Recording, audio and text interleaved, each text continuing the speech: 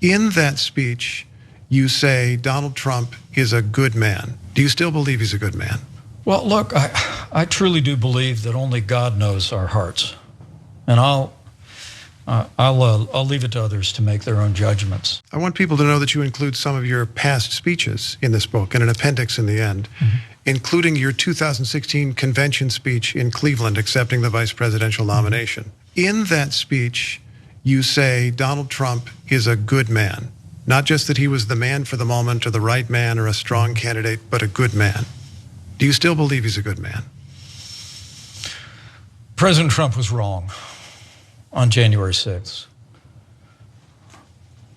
in arguing that I had the authority to overturn the election.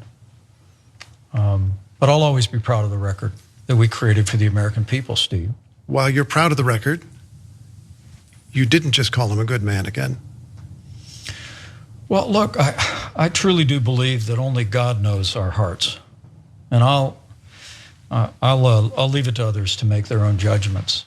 Certainly not all religious folks, but public figures who happen to be people of faith love to hide behind their religion. And in this case, you saw former Vice President Mike Pence using religion to provide cover for his pathetic cowardice, his unwillingness to just state the obvious about former President Donald Trump. Mike Pence is the world's biggest coward. That's so obvious. He tried to get you killed.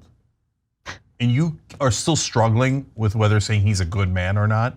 And how do people not see how fake he is?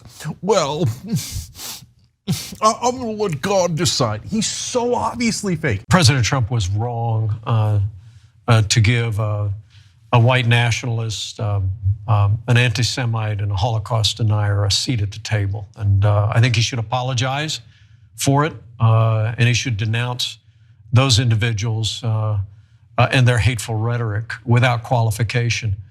With that being said, as I point out in the book as well, I don't believe Donald Trump is an anti-Semite. I don't believe he's a racist or a bigot. I would not have been his vice president if he was.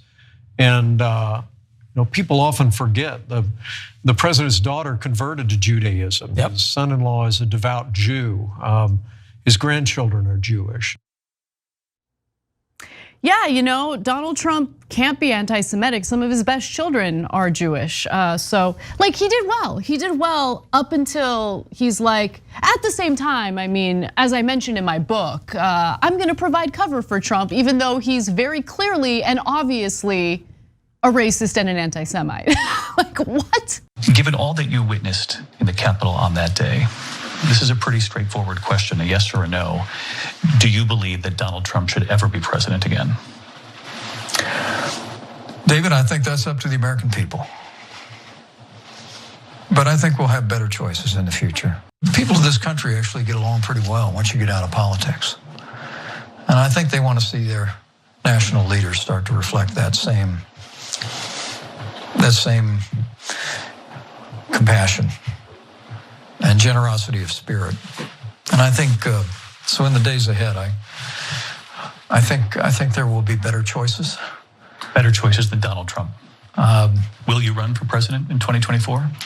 Well, we're giving it consideration in our House. Prayerful consideration. Do you believe you can beat Donald Trump? Well, that would be for others to say. And it'd be for us to decide whether or not we'd want to test that. So if you decide to run and he's up there, so be it. Man, the unearned confidence of mediocre individuals like Mike Pence never ceases to amaze me.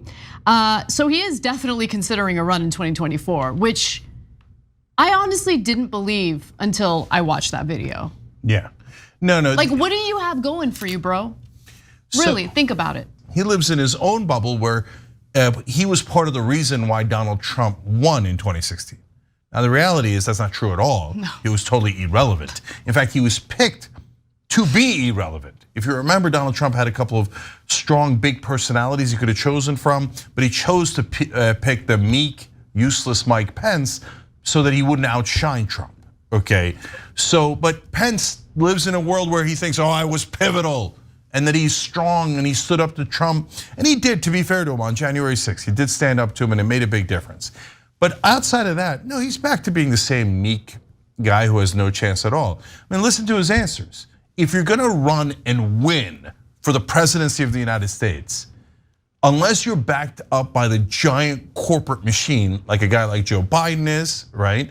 And all the media has your back and all of the politicians have your back, et cetera. If you're not in that seat, then you gotta come super strong.